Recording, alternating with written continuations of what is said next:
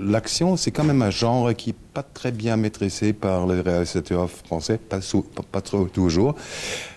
Mais vous avez donné un mélange qui est assez magique. C'est pas un film d'action qui essaye à imiter les films américains. C'est quoi votre recette? Oui, c'est vrai qu'en France, on n'est pas beaucoup à essayer ce type de film, c'est-à-dire des films d'action.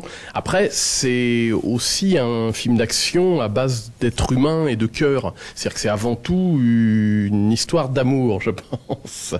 Voilà, et pas une comédie, contrairement à mon camarade qui rit. Non, c'est un peu comme mes autres films, c'est-à-dire que c'est un film avec. Attendez, on va recommencer. Oh, c'était pas. C'est très très difficile. Mais c'est pas grave du tout. C'est la vie de rire. On n'est pas. S'il y a un fou rire, il y a un fou rire à l'écran. Qu'est-ce qu'il faut faire à lui empêcher à rigoler? Et il est complètement déconcentré. Mais oui, je sais, mais alors. Non, parce que moi je suis pas comédien, moi c'est rare comme ça que je m'exprime, donc c'est plus compliqué. Mais pour répondre à votre question, effectivement, c'est ouais, non, parce que j'ai une scoliose, monsieur. Pour répondre à votre question, effectivement, en France, on fait peu de films d'action. Pour X raisons, et j'aime bien dans votre question le fait de remarquer que j'ai pas essayé de singer le cinéma américain. C'est un film français, effectivement, qui se rapproche du cinéma anglo-saxon, mais qui peut se rapprocher aussi du cinéma coréen, par exemple. Voilà, mais la base est vraiment une histoire humaine et avec des personnages qui courent pour les bonnes raisons, c'est-à-dire par amour. On l'a en l'occurrence sauvé le fils de Vincent, du personnage de Vincent, aidé en ça par son meilleur ami Gilles, ici présent. C'est aussi, j'ai vu déjà des films d'action américains, et c'est vrai, les héros américains, ils sont un peu plus musclés, je trouve, et dans les combats, ils sont immortels. Alors c'est aussi pour un acteur, je peux imaginer, bon, c'est difficile à trouver le physique d'un acteur américain, mais c'est aussi très difficile à trouver, je pense, cette mélange entre rester fragile et rester pressante physiquement. Comment vous avez préparé cette balade sur l'âme des rasoirs, je trouve? Bah, comme vous pouvez le constater, en mangeant beaucoup de gâteaux. Et ben non, en m'entraînant beaucoup, mais c'est surtout, on a déjà difficilement du mal à faire croire aux films d'action en France, parce que c'est pas dans notre tradition, comme vous l'avez justement dit. Donc, il serait encore plus difficile de faire croire aux Français qu'ils ont affaire tout d'un coup à des héros bodybuildés, parce qu'on ne sera jamais Vincent et moi, qu'on ne serait pas proche de la réalité. La qualité première du film de Fred, c'est qu'on fait un... Il arrête pas à rigoler. Ouais. On fait un film d'action à la française avec nos décors, avec nos personnages, avec notre méthode. On a beaucoup de mal avec les héros en France. C'est une tradition, on n'est pas un peuple très héroïque. Je ne suis pas d'accord du tout avec ce que vous avez dit avant, je suis désolé. Vous dites que les acteurs américains sont plus costauds et plus grands que nous. C'est justement la définition absolue du cinéma. C'est ce que vous croyez, parce que avant d'être un intervieweur et un journaliste, vous êtes un spectateur. Or, les plus grandes stars américaines m'arrivent tous là. Matt Damon est tout petit, Tom Cruise est tout petit, et Sylvester Stallone est tout petit aussi. Donc c'est archi faux. C'est ça qui est formidable, et c'est donc, ça donne raison au cinéma d'action, ça donne raison au mythe du cinéma, c'est que suivant la façon dont on filme, on peut faire croire qu'un acteur est très costaud, très grand et court très vite, alors que ça n'est pas tout le temps le cas. Et personnellement, physiquement, je pense que je suis plus costaud qu'eux. Et pourtant, parce qu'on passe par le prisme français, il y a comme ça une décision qui est prise, que le cinéma américain est un cinéma d'action absolument incroyable, et le cinéma français est plus cheap, pour employer un mot anglais pour Euronews. Et ce qui me plaît dans le film de Fred Cavaillé, ce qui m'a plu au scénario, et ce qui m'a plu pendant le tournage, et ce qui m'a plu quand j'ai vu le film, c'est que les gens sortent et pensent exactement ce que moi je pense, et c'est pas péjoratif, on dirait un film à l'américaine. Et donc, je suis content parce que j'ai pas toujours envie de leur ressembler, voire même rarement, parce que je ne pense pas qu'ils soient les meilleurs dans tous les genres de cinéma. Mais en ce qui concerne le cinéma d'action, c'est vrai qu'ils sont les référents. C'est comme ça. Ils ont un savoir-faire, ils ont l'économie qu'il faut, ils ont quelque chose qui fait que ils ont des décors inouïs, ils ont une chance incroyable d'avoir des voitures américaines, des immeubles américains, des avenues américaines, des villes avec des déserts, c'est fou ce que ne serait-ce que le décor américain amène à la dramaturgie. Et je trouve que dans ce film, moi je pense que c'est le film d'action le plus incroyable que j'ai vu en France, en langue française. Oublions le fait que nous soyons dedans, je le dis très très sincèrement, j'aimerais ne pas être dedans pour pouvoir dire, en tant que spectateur, que c'est ce que j'ai vu de mieux en France. Et je suis content d'être dedans, parce que je suis très fier de ce film. Mais c'est vrai que c'est la première fois qu'on rivalise vraiment avec le cinéma d'action pur et simple, avec en plus une psychologie derrière, qui est la patte de Fred Cavaillé, où il y a quelque chose de quotidien, d'humain entre les protagonistes. Ça parle d'amitié aussi, ça parle d'un couple qui va peut-être se remettre ensemble, et ça parle surtout de défendre un enfant, et jusque où un homme, voire deux hommes, un homme et son meilleur ami, son complice, sont capables d'aller, voire à tout prix, pour sauver la vie d'un enfant.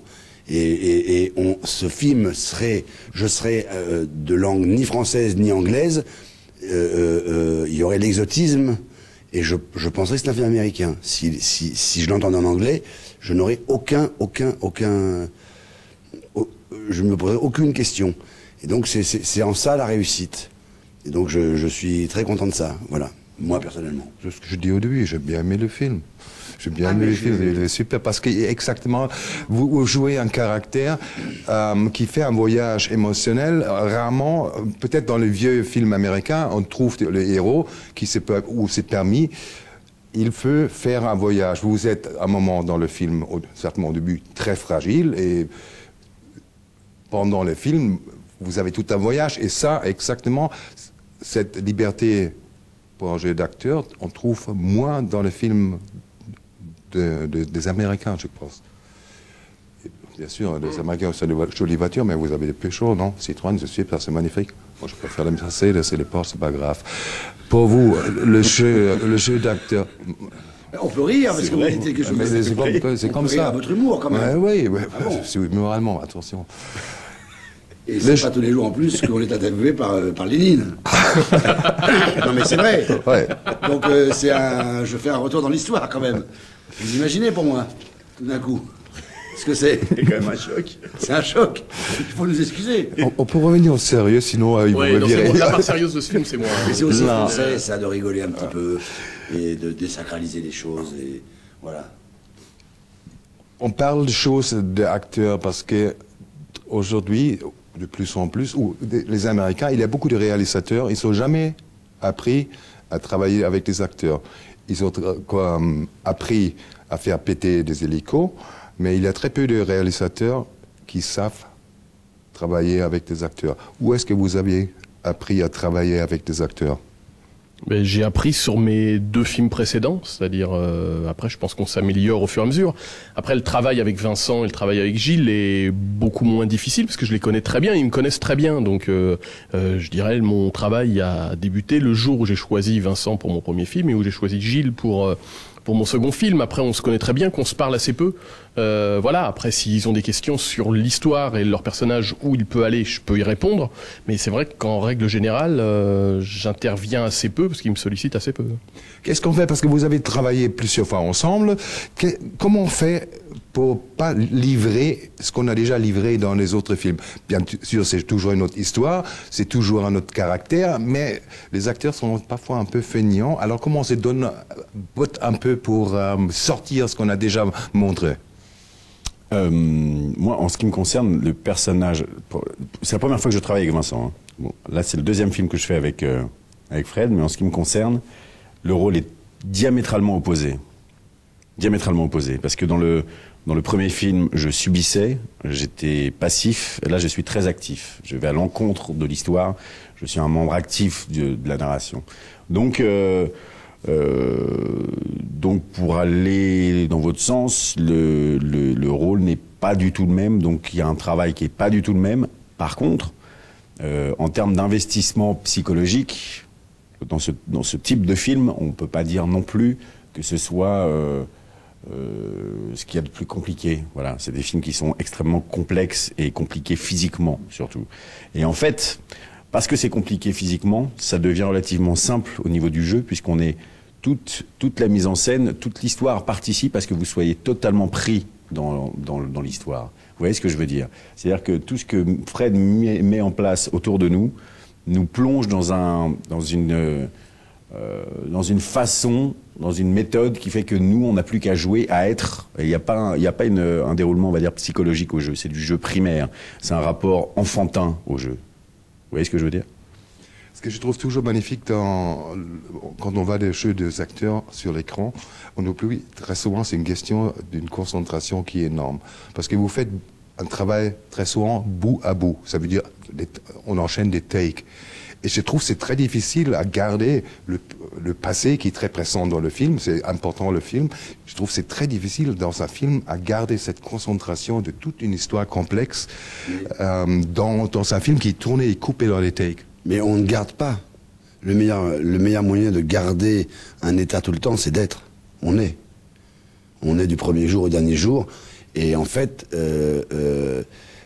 les gens, ça dépend des acteurs et des méthodes de travail, mais je ne suis pas, pendant la journée, Simon, et après, je lâche le personnage de Simon pour redevenir moi, Vincent, quand je vais au restaurant le soir pour me détendre. Parce que moi, je suis un acteur qui, à la fin de la journée, je vais dîner au restaurant, comme Gilles, on a notre vie qui reprend.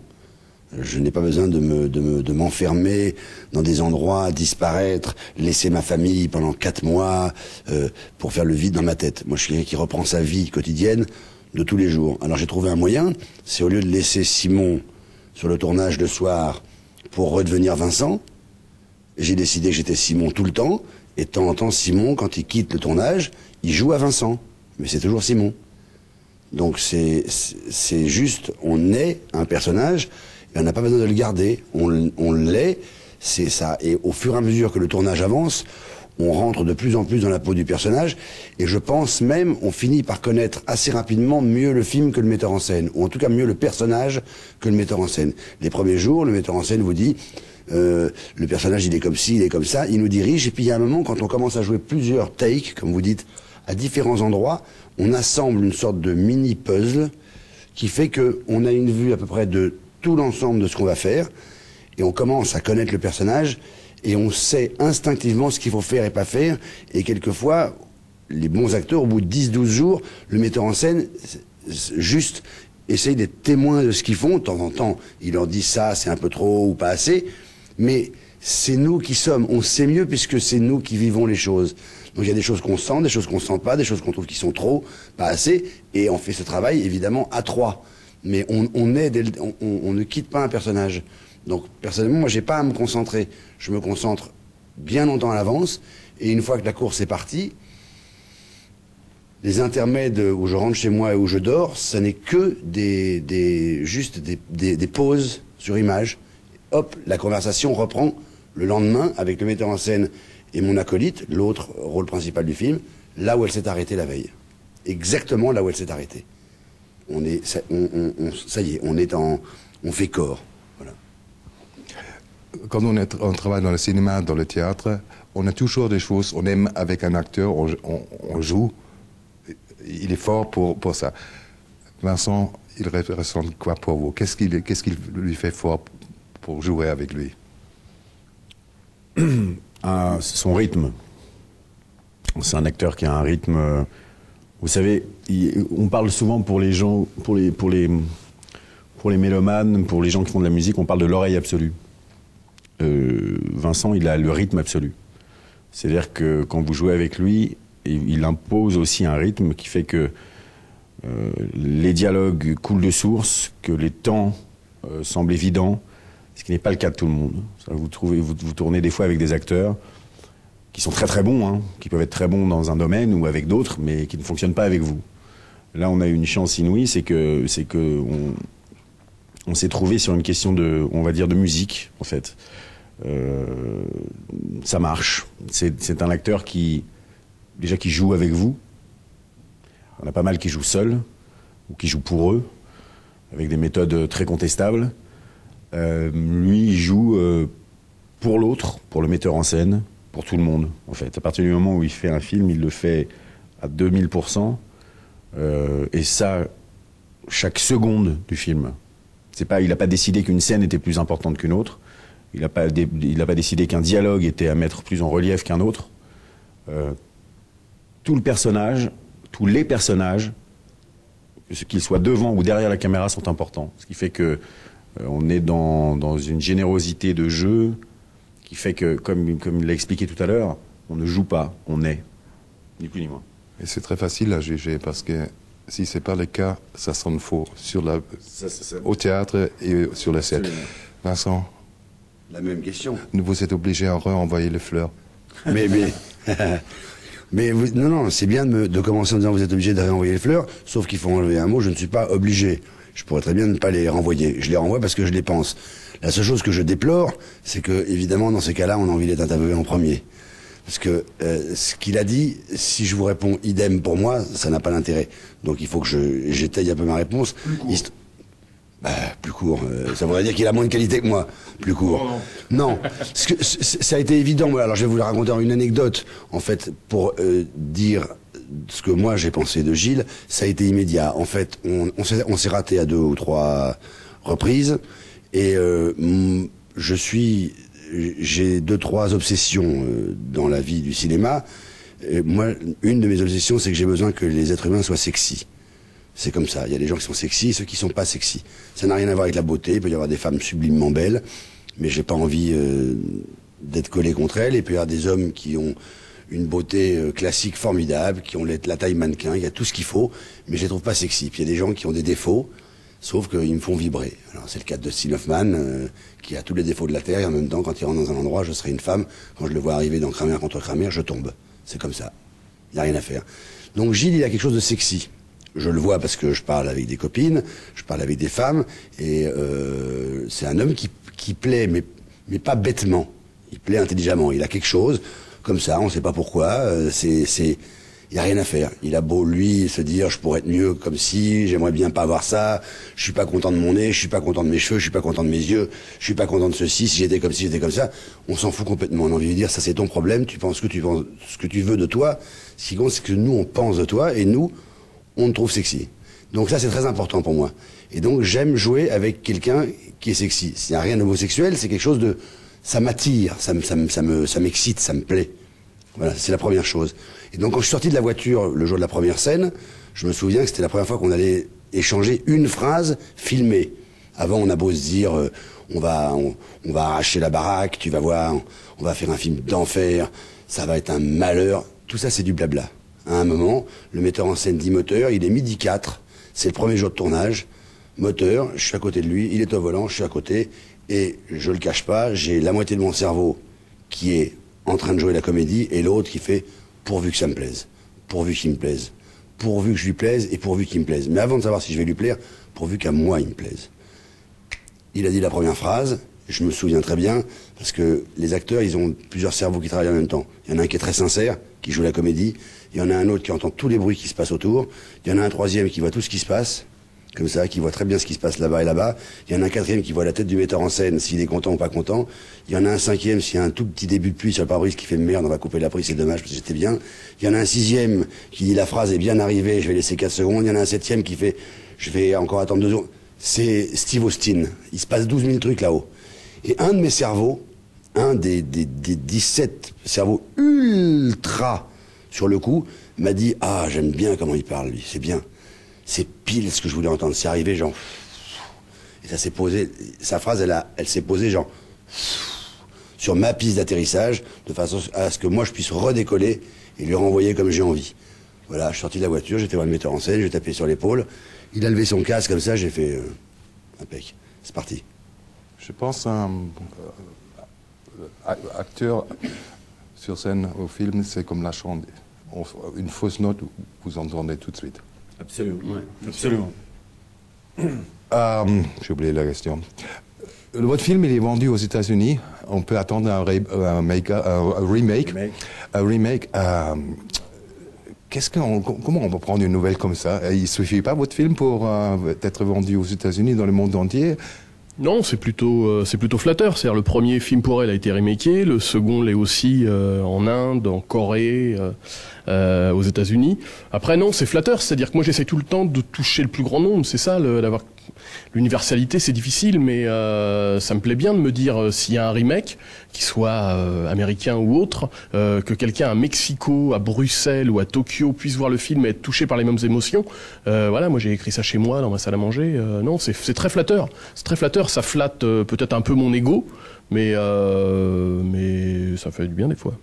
Je suis mais pardon, il y a une autre et économiquement c'est formidable parce que plus le film est acheté, plus il est vu à l'étranger, plus il y a des distributeurs dans tous les pays du monde, plus le metteur en scène quand il fait son film d'après, ce qui est le cas de celui-là par rapport à À bout portant et Pour elle, surtout À bout portant qui a été encore plus vendu que Pour elle, il y a des gens qui font des pré-achats de l'étranger. Ce qui fait que le producteur peut se dire, tiens, avec tant de préachats, je peux augmenter le budget de tant pour le film. Ce qui fait que il a pu réussir à faire ce film à peu près dans les conditions où il a voulu, grâce au succès de À bout portant dans le monde entier. C'est pas rien. Et donc le prochain, il pourra le faire d'autant plus facilement que ce film sera vendu en Corée, au Japon, en Belgique, en Espagne. À force de rajouter pays sur pays, ça fait ce qu'on appelle une base d'argent qui se rajoute au budget du prochain film. Et c'est la différence qu'il y a entre certains réalisateurs et d'autres.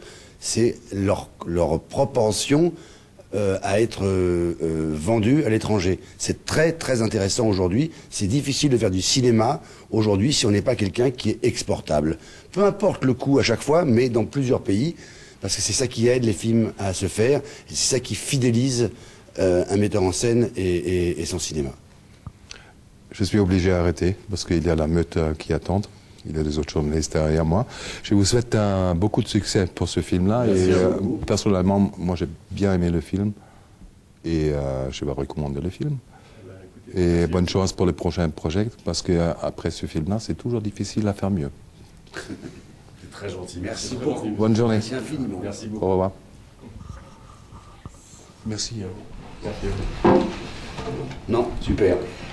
Merci beaucoup. Merci à vous. Merci à tout le monde.